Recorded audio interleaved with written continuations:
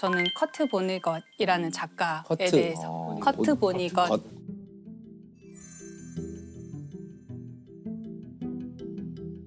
이분이 제일 잘 알려진 건 제오도살장이라는 소설을 쓴 게 많이 알려져 있고, 전쟁을 반대하는 소설이기도 하고 중간에 이제 외계인한테 납치당하고 이런 얘기가 나와요. 그래서 SF 소설이라고 분류가 되기도 하고요. 그래서 제가 흑역사 이야기를 하면서 이분의 이야기를 가져온 것은 우리 인류가 갖고 있는 이 흑역사 때문에 개인들이 얼마나 많은 피해를 보았는가, 그것을 아주 생생하게 기록한 사람이에요. 저는 이제 이 작가 자체에 대해서 좀 얘기를 하고 싶은데요.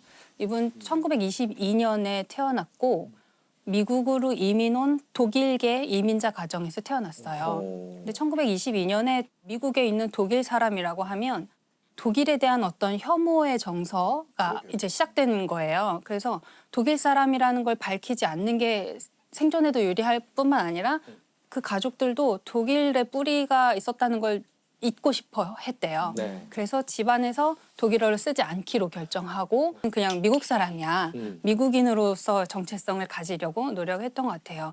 고등학교 때에도 그 교내 학보사 이런 데서 글을 쓰고 이렇게 글 쓰는데 재능이 있었어요.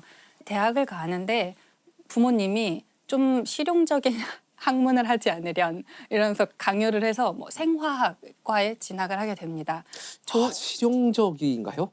그러니까 그 당시에 전쟁이 끝나고 나서 생화학이라는 게 굉장히 유용한 학문이었겠죠. 써먹을 돈가스도 때가 만들 너무 수 많잖아요. 있고. 아, 네. 그래서 무려 코넬 대학교에 생화학과를 들어갔는데 너무 자기 적성이 안 맞았던 거예요. 그래서 또 학보사에서 글이나 쓰고 이러면서 학교를 거의 다니다 말다 했어요. 근데 학교를 다닐 때 ROTC 같은 걸 하고 있었던 것 같아요. 그래서 예비 장교 이런 훈련을 하고 있었는데 다시 전쟁의 분위기가 막 무르익으면서 곧 징집될 것이라는 이제 소문이 막 들려왔던 거죠. 성적도 너무 안 좋았고 학교 생활 제대로 적응하지 못하고 있었고 그냥 자기가 입대를 먼저 해버려요. 그래서 육군에 그냥 들어가게 됩니다. 중간에 휴가를 잠깐 나왔는데 어머니가 집에서 이제 사망하신 거를 보게 돼요. 그래서 굉장히 충격을 받고 사망하신 채 발견된 거예요. 네, 이제 자살하신 모습을 자기가 발견하게 되는데 이 어머니는 집안도 좀 가세가 기울고 뭔가 힘든 일이 있었던 것 같아요. 그래서 어머니가 그렇게 충격적으로 사망한 모습을 자기가 발견했는데 또 다시 가야 되잖아요. 네. 휴가를 나온 사람은 다시 들어가야 되잖아요. 다시 군대에 들어가게 됩니다. 연합군이 파병이 된 거예요. 그 연합군 소속으로 독일에 이제 파병이 되게 됩니다. 되게 묘하네요. 네, 그런데 최전선에 막 배치가 돼버린 거예요. 어떻게 됐겠어요? 바로 포로가 됐죠. 네. 잡혀버리고 말고요.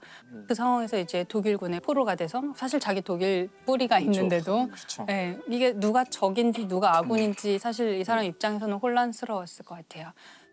이 포로들을 어디로 데려가냐면 드레스덴이라는 곳으로 데리고 가요.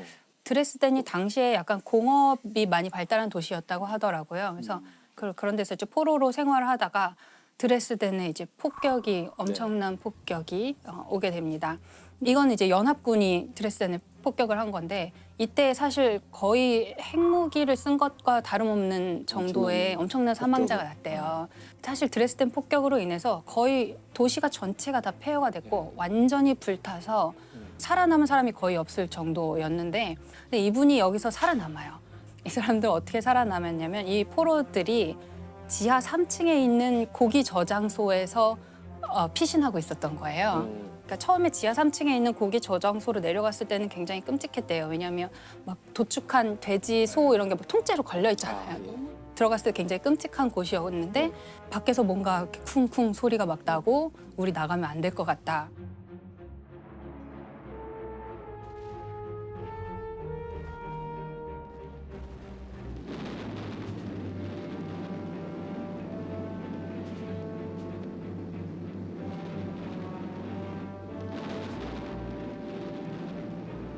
거기서 격리된 상태로 한참을 지내다가 좀 조용해진 것 같아서 밖으로 나가봤더니 이 작가의 표현은 달처럼 돼 있었다고 했어요. 도시가 완전히 회색인 거예요.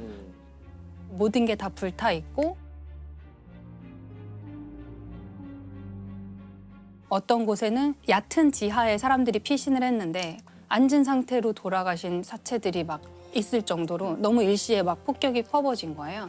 그래서 이 사람들이 나와가지고 폐허가 된 도시를 재건하는 데 이제 도움을 주게 됩니다. 그렇게 강한 폭격을 입어야만 했고 폭격에서 겨우 살아남아서 나와보니까 너무 잔혹한 풍경을 맞이해야 됐고 거기서 그 속에 있는 시체들을 막 복구해야 되는 그런 작업에 투입이 됐잖아요. 이 모든 일을 겪고 미국에 다시 돌아왔을 때 22살이었어요. 너무 어린 나이에 너무 많은 일을 겪었고 너무 잔혹한 참상을 보고 돌아온 거죠. 아, 세상에. 이 사람은 아마 이 PTSD로부터 평생 자유롭지 그랬을 못했을 것 같아요, 거라고 당연히. 생각해요. 뭐 얼마나 생각났겠어요. 밤에 자려고 누우면 생각나고 내가 막 다시 그 전쟁에 간 거 나가 같고 어디서 쿵 소리만 나면 막 다시 그 전쟁의 공포가 다시 되살아나고 아마 평생을 시달렸던 것 같아요. 이분은 굉장히 이 역사 속에서 너무나 많은 피해를 입은 한 개인인 거죠. 이 제5도살장이라는 책에 보면 제가 지금 말씀드린 이 작가의 이야기가 완전히 책에 다 들어있어요. 작중 인물도 똑같이 군대에 갑자기 끌려가게 되고 군대에서 별로 중요하지도 않은 어떤 보직을 맡고 있다가 또 집에 왔는데 부모님이 누가 사망했고 이런 이야기가 계속 그대로 나와요. 자전적 소설이에요. 네, 굉장히 자전적인 소설이에요. 전쟁에 참전하게 되고 포로 수용소로 끌려가서 아주 가혹한 어떤 대우를 당하고 돌아와서 전쟁이 끝난 다음에 자기 뭐 검안사를 그러니까 안과 의사 그런 걸 하면서 이제 나름대로 자기 인생을 살아가는데요.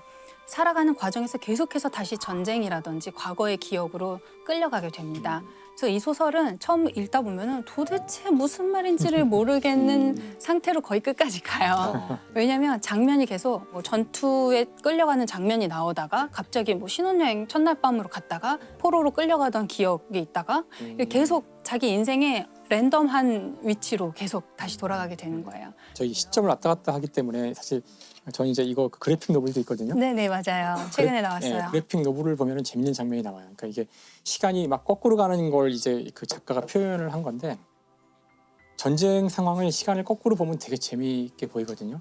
땅에 떨어져 있던 맞아요. 폭격기가 하늘로 갑자기 뛰어오르더니 포탄을 막 빨아들여요. 해소하죠. 포탄을 쫙 회수하자 죽었던 사람들이 다시 살아나고 다시 웃으면서 비행기를 타고 자기가 있던 처음 공항으로 돌아가죠. 그다음에 더 과거로 가게 되면은 이제 어린아이가 돼서 네. 이렇게 뛰어놀면서 심지어는 히틀러도 어린아이가 돼서 뛰어놀면서 끝나는 거죠. 하지만 이것을 시간을 앞으로 돌리면 이제 끔찍한 전쟁의 모습이 되는 거죠. 그래서 그 시간을 이용해서 여러 가지 그 상황들을 아주 다채롭게 보여주는 그런 책이에요. 근데 왜 제5 도살장이에요? 작중에서 끌려가는 곳이 아. 제5도살장이라는 건물로 끌려가게 돼요. 이 사람이 갑자기 뭐 다시 전쟁터의 기억을 되살린다던가 할 때 뭔가 납치되어서 끌려가는 것 같은 느낌이 드나 봐요. 처음에는 이제 기억이 자기를 계속 납치해서 어딘가로 데려다 놓다가 이제 급기야는 외계인한테 납치를 당해요. 그래서 자긴 그냥 집에서 쉬고 있었는데 우리 집 마당에 우주선이 이렇게 오더니 외계인이 나를 데리고 가는 거죠. 트라이팔마도어 행성이라는 곳에 이제 자기를 부려놓는데 인류원이라고 할까요? 동물원 대신에 인류원 같은 곳에 이제 도착하게 됩니다. 거기서 자기는 완전히 발가벗겨진 상태로 내가 먹고 자고 싸고 이 모든 장면을 이 외계인들이 자기를 구경하고 있는 거예요. 이 몸짓 하나하나에 막 환호하면서 오 지구인은 저런가 봐 막 이러면서 근데 이 트라이팔마도어 행성에 사는 이 외계인들은 어떤 특징을 갖고 있냐면 모든 시간을 다 보는 존재예요. 아. 그래서 트라이팔마도어 행성에 사는 외계인이 사람을 보면 네 발로 기어가는 어린 아이일 때부터 나중에 이제 지팡이를 짚고 걷는 노인의 모습까지를 한꺼번에 본다는 거예요. 그러니까 이 외계인들이 저희가 파인만 편할 때 얘기했던 컨택트에 컨택트네요, 나오는 그 컨택트. 외계인. 네. 그리고 이 외계인들이 하늘에 있는 별을 볼 때도 그 별이 탄생할 때부터 죽을 때까지를 다 한꺼번에 보고 있다는 거예요. 그래서 경로를 다 보고 있기 때문에 밤하늘이 반짝이는 스파게티로 가득하다. 이 행성의 외계인들이 보기에는. 근데 이 작가가 이런 외계인에 대해서 얘기를 하는 이유는 이 외계인이 모든 시간을 보는 존재라는 게 되게 중요한 것 같아요. PTSD를 가진 사람이 자꾸 과거의 기억으로 다시 빨려 들어갈 때에는 그 과거에 무슨 일이 일어났는지 알잖아요. 이미 알고 있거든요. 얼마나 괴로운 사건인지를 이미 알고 있고 내가 지금 이 순간으로 가면 잠시 뒤에 내 와이프가 사고를 당해서 죽을 것이고 내가 좀 이따가 비행기 사고로 추락할 것이고 이 장면을 본인 알고 있는데 그대로 살 수밖에 없는 거예요. 주어진 삶을 그냥 그대로 살 수밖에 없고 인생의 모든 순간을 다 알고 있지만 그걸 그냥 묵묵히 살아가는 어떤 한 인간을 계속 묘사하고 있는 것 같아요. 근데 보통 이렇게 트라우마가 있으면 다시는 생각하고 싶지도 않고 이런데 굳이 이 기억들을 다시 소환해서 왜 소설로 쓴 걸까요? 아마 치유의 과정이 아니었을까 생각이 돼요. 어차피 PTSD 환자는 거기서 벗어날 수 없으니까 안 쓴다고 해서 글로 안 가는 것도 아니고 실은 이 트라우마라는 게 인간을 보호하기 위해서 생긴 진화 과정이잖아요. 다시는 그런 일이 겪지 않도록 계속 그걸 기억하게 절대 잊어버리지 않게 계속 상기시키고 안 쓴다고 해서 거기를 벗어날 수 없는데 오히려 쓰면 이게 객관화될 수 있다고 생각해요. 우리가 글을 이용할 때 자신의 생각을 눈앞에 늘어놓고 볼 수 있다는 장점이 있는 거거든요. 그래서 이게 머릿속에서 그냥 있는데 잊어야지 하는 거랑 이걸 써놓고서 이런 사건이 있는데 이게 내가 잊어야 될 대상이라는 명확하게 그럼요. 이걸 실제로 만드는 것도 이걸 치료하는 과정에서는 큰 도움이 되지 그렇게 않을까. 하죠. 그렇게. 그리고 썼을 때 소설로 하잖아요. 그걸 독자가 읽고 훌륭한 작품이다, 감동했다. 저는 이렇게 말해주는 게 굉장히 치유에 도움이 될 거라고 자기의 생각해요. 자기가 겪었던 고통이나 감정을 공감해주는 나누고. 저도 처음에 작가가 됐을 때 뭐 제 개인적인 경험을 잘 쓰진 않지만 그런 걸 쓸 때가 있어요. 그러니까 우회적으로. 근데 쓰기 전에는 쓰면 큰일 날 것 같았어요. 이거 나 혼자만 알고 있는 것이고 아무한테도 말한 적도 없지만 써도 되나 막 이러면서 해서 내놨는데 사람들은 별로 대수롭지 않게 받아들이는 거예요. 그 재밌네. 부분이 어느 소설의 몇 페이지인가요? 글쎄 어딘가 있겠죠. 그래서 사람들이 이걸 보면서 이번 소설 작가님 잘 읽었습니다. 뭐 이번 잡지에 실렸던데 읽었습니다. 근데 별거 아니야. 그 사람이 나를 이상한 눈으로 보지도 않고 나한테는 굉장히 커다란 어떤 문제가 다른 사람에게는 대수롭지 않은 것일 수 있구나. 요거를 경험하는 것만으로도 저는 굉장히 좋다고 생각해요. 그런 것들이 아마 자기 자신의 PTSD를 치유하는 과정이 아니었을까라고 저는 생각하고요. 사실 이 소설이 나온 거는 69년이에요. 이 소설을 발표했을 때는 또 베트남 전쟁의 시기인 거예요. 그러니까 이분은 자기가 전쟁에 가서 너무나 그 참혹한 것을 알았고 전쟁을 안 했으면 좋겠다는 메시지를 좀 전달하고 싶었던 것 같아요.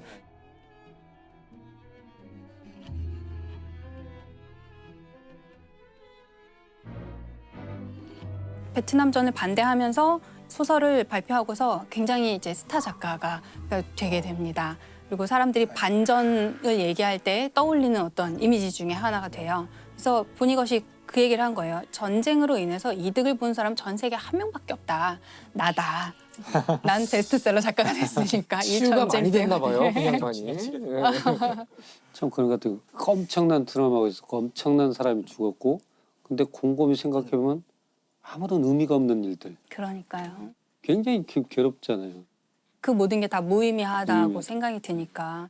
근데 사실 제목이나 내용을 들어보면 되게 우울한 소설일 것 같은 기분이 드는데 맞아요. 실제로는 좀 어떤가요? 실제로는 되게 웃겨요. 웃겨요? 이 모든 상황을 굉장히 우스꽝스럽게 이야기를 하고 처음에 이제 뭐 군대에 끌려갈 때 자기가 얼마나 허접한 복장으로 끌려갔는가. 그런 걸 묘사를 막 디테일하게 하고. 아버지 장례식장에 갔다가 갑자기 끌려간 거예요. 다시 군대로 가야 되는 거예요.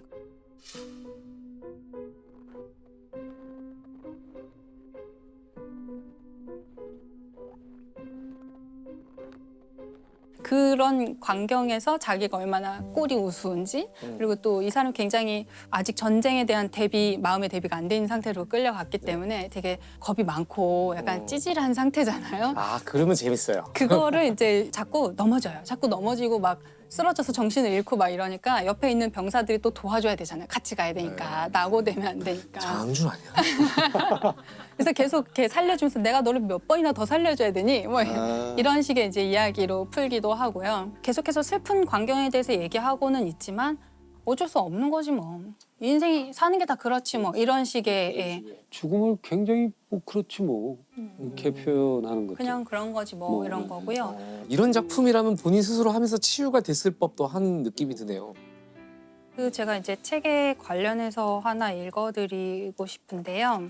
그 주인공은 검안사였기 때문에 자기 진료실 벽에 이제 뭘 걸어놨는데 거기 걸어놓은 문구가 제가 바꿀 수 없는 것을 받아들일 수 있는 차분한 마음과 바꿀 수 있는 것을 바꿀 수 있는 용기와 그 차이를 분별할 수 있는 지혜를 구한다는 내용이 있어요. 그 라이놀드 리브어의 이제 그 문구로 같이 이어지는 거잖아요.